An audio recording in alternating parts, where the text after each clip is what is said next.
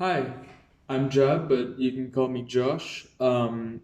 Today I will be making my first movie review of the channel, and I'm still getting used to the camera, having to talk to a camera. I'm literally feel like I'm talking to myself right now. Heads up, this isn't scripted. I've literally just made a few notes, but the problem is I'm recording this on my phone. Yeah, very high tech, very high quality. Um, So I basically just memorized like five notes that I'm gonna make. So today I'll be reviewing the movie 1917, released literally on I think on the 5th of January. This year. I don't remember. I forgot to look that up before recording this, and I can't be asked to make another recording, even though I'm only 1 minute in. The movie non for the non this is gonna be non spoilers for the beginning, but I will be going to spoiler territory once I say that I'll be going into spoiler territory. That'll be later in the video. But all in all, this movie it's a war movie. It's about World War One, 1917. If you haven't already figured that out, it is extremely accurate. I think it's beautiful cinematography, and it's just a beautiful movie, amazing. Like, I think I could be wrong on this, but I think that the entire movie, like God of War, was taken in one, maybe two shots.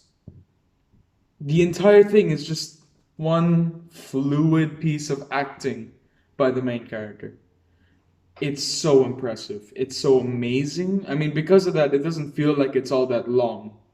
Because they're not gonna make an hour that feels like it's 4 hours long with no cuts in between. It's one take. That's almost impossible. I'll be very impressed if I ever do see that. Which I do have a lot of time to see that. Honestly, I think that the acting, oh my god, it's so real. It's like not once in the movie am I watching it and I have the sudden realization, oh, it's just a movie. Throughout the entire movie, I'm in it. I feel like I'm in the character's shoes. I feel all his trauma, all the experiences that he's having.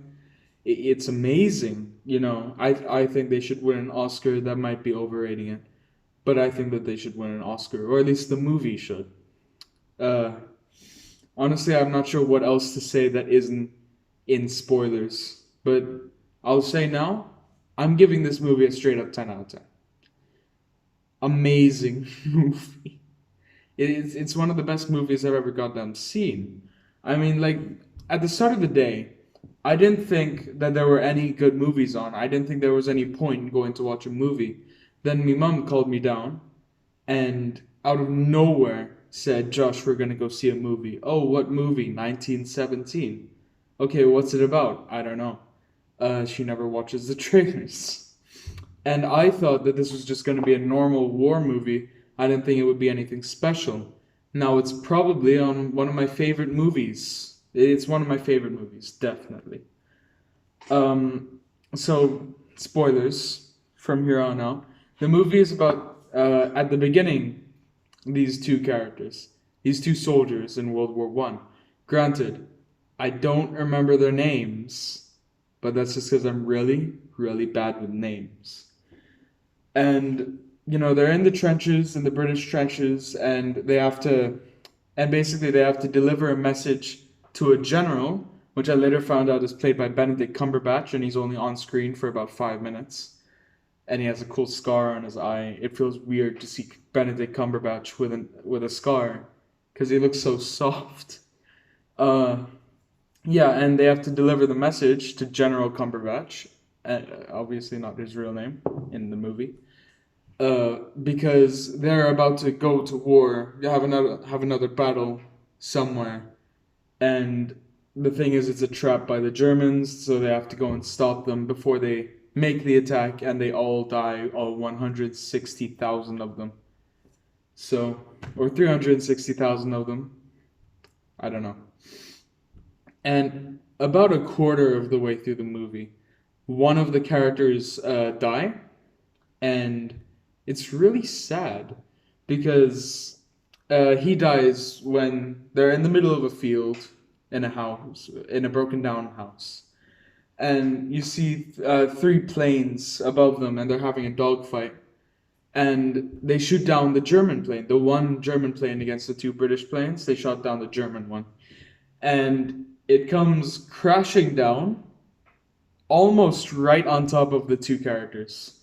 Very tense scene, although quite, you already know what's going to happen, but it's still quite tense.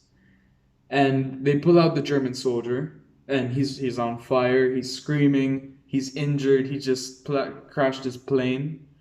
And they pulled him out, and the guy was like, "Go get him some water," and he went to go get some water.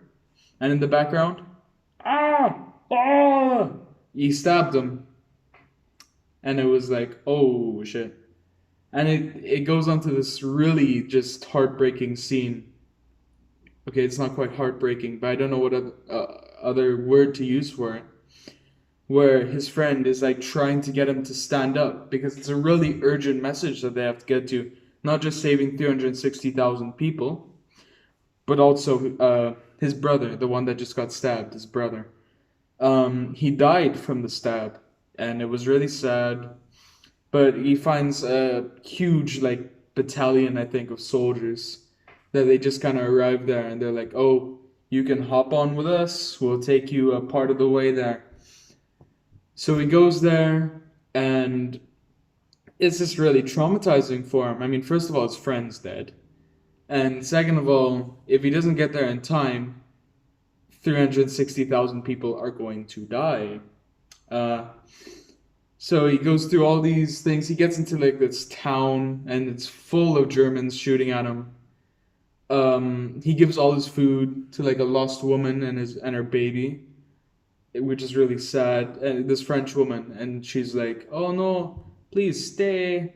That French accent was the worst French accent that I've ever done in my life. But he was like, "No, I have to go." It was also the worst British accent I've ever done in my life. I don't know why they were so bad. They're usually good, I swear, but mostly the British one. But he goes. There's a scene where like he's in a river and he has to crawl through this area that's just full of dead people. He's literally swimming through dead people.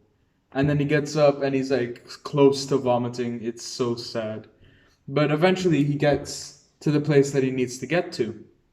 And you know that scene in Star Wars, The Last Jedi, which I still think is good? The last scene on that planet that I don't remember its name, where it's like all white and then it's red underneath. It has that sort of aesthetic. It's full of green like grass everywhere, but then the trenches is full of these like white chalk rocks, and it's beautiful. Honestly, I don't know why it's so beautiful. It's just chalk with grass, but it's beautiful. And for like 10 minutes of the movie, and no, it does not get boring at all, but for 10 minutes of the movie, he's like pushing through soldiers, and you can tell like at the beginning everyone's getting ready, near the end everyone is like at the ready with their guns, like at the trench, they're getting ready to run out and start the fight. So he's like really running, and the one thing that I found really weird and funny about this movie is that when he starts to run, he goes outside of the trench and is running sideways so that he gets there quicker. And one of the soldiers, like that are sprinting out to go into battle, they bump into him. This happens like 3 times, and the second 2 times, the 2 times after that, the last 2 times, they all just they get back up and they start running. But it seems like the first guy fucking died. Like, how strong is this man's shoulder charge? Because he bumped into him. They both fell over. The main character got back up and he continued running. But you can see the whole time the soldier in the background, he's still lying on the ground. What happened? It was really funny, and I'm sure it's not meant to be funny, but it was really funny. But I was trying not to laugh because it was nearing the end of the movie. It's the climax. So he got there, he delivered the message, they called it off for the most part, and then came one of the most emotional parts of the movie.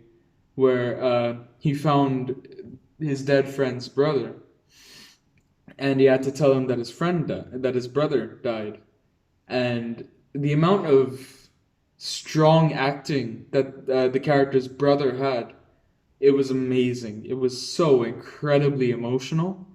It wasn't close to getting me crying. I don't cry a lot in movies, um, but for some people, it could probably make them cry. Like, you could see like the actor's eyes, like, oh, it's heartbreaking. And he walks up to an oak tree, a singular oak tree. And the thing is, I might be wrong, but I think that oak tree is representative of the man that died, the soldier. Because not only is it a single oak tree lying sitting in the middle of a field, which the remaining soldier is going up to lie against, just like the beginning of the movie. Now that I think about it, just realize that the movie begins with him sleeping on a tree, and then it ends with him sleeping on a tree, but this time he's alone, except for the soldiers like in the background. But and not just that, but the tree almost looks like a soldier, like a bit of the tree. You could see like two bits of wood coming out, and then a big old branch coming through it, like he's holding a gun, and then like a little bump above it, like a head. It's beautiful, honestly.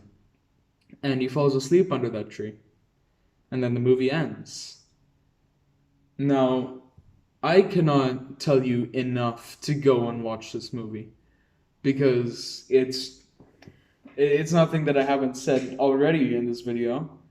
It's the best goddamn war movie I've ever watched in my life. Then again, I've never watched Saving Private Ryan. I know, kill me. I didn't mean that as a me being sad thing. I meant that as a you being angry thing that I have not watched Saving Private Ryan. I will one day. I swear to God I will, but I haven't yet. So yeah, this is definitely the best war movie I've ever seen in my life. It's emotional. It's I thought I could come up with a speech there with a bunch of adjectives. I could not. But yeah, go and watch this movie if you have the time. Even if you don't have the time, clear your schedule, go and watch this movie. It's amazing.